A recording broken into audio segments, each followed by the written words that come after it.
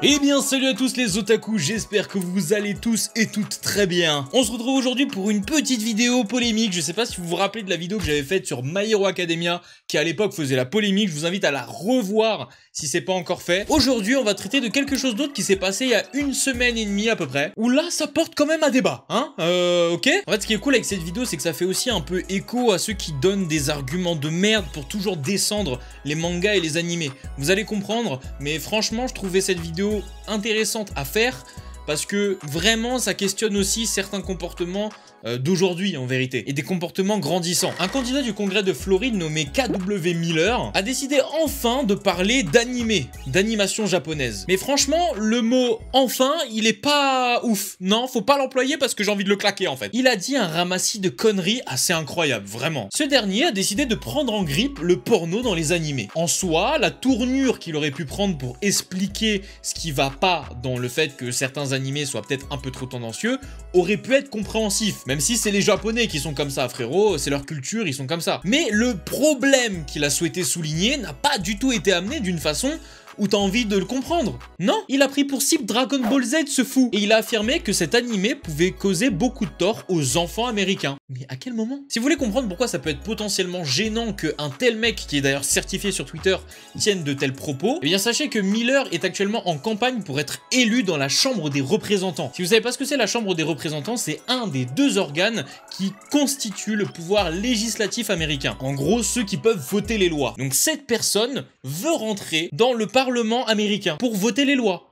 Là, ça peut être gênant, même si ça nous touche pas. Pour parler de Dragon Ball, il s'est tourné vers Twitter pour faire son discours non élogieux à la franchise. Il a dit, je cite, « Ils introduisent maintenant beaucoup de pornographie sur Internet. » Ce qui, en soi, est vrai. Il y a de plus en plus de contenu pornographique qui arrive très facilement sur Internet. Mais la suite... Ah non, frérot, là, non. Il ajoute que Dragon Ball Z est l'un des principaux problèmes de ça. Quoi ? Mais à quel moment, frérot? Mais quoi? Il a osé saupoudrer son message avec un... Il sexualise des personnages de dessins animés pour pousser un agenda dépravé sur nos enfants. En gros, pour débaucher les enfants. Mais ta gueule! Franchement, frérot, Dragon Ball Z débaucher des enfants? On n'a pas vu le même Dragon Ball, hein. Je peux t'assurer, frérot, que t'es allé sur des sites qu'on n'a pas fréquentés, hein, pour regarder du Dragon Ball non officiel, hein. Hein? Tu nous dis pas tout, au final. Ah, attends!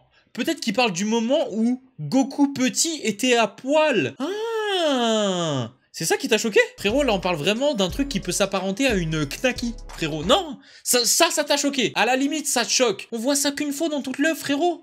Wesh. En fait, le problème de ce genre de déclaration, c'est que ça a tendance à grandir, en fait. Parler négativement des animés sans fondement et sans même avoir vu des œuvres en intégralité ou en partie. Certaines personnes tombent sur des moments hors contexte, placés sur Twitter, à la télé ou autre, et en font une conclusion. Et ça devient peut-être, je dirais pas dangereux, mais ça en devient très gênant parce que si des personnes qui sont dans la législation qui permet justement de jouer des lois pour interdire ce genre de contenu, ça deviendra vite relou pour nous, quoi. Pour prouver mes dires, parce que effectivement, vous devez peut-être vous dire, Mino, je pense que t'abuses un petit peu. En vérité, il n'y a pas tant de personnes que ça qui veulent descendre les animés. Pas en France.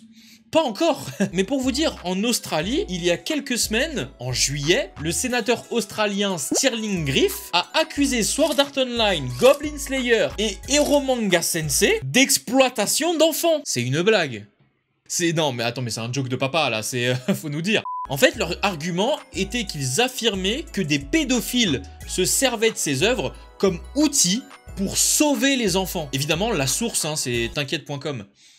Imaginons quand bien même que ce soit vrai, que des pédophiles utilisent ces œuvres pour assouvir leurs désirs. Ok, mais c'est pas de la faute de l'œuvre en fait. Elle n'a pas été créée dans ce but. C'est les détraquer, les principaux intéressés à arrêter. Concentrez-vous sur eux. Parce que imaginons demain vous arrêtez Sword Art Online et Goblin Slayer, ils vont trouver un autre moyen, frérot.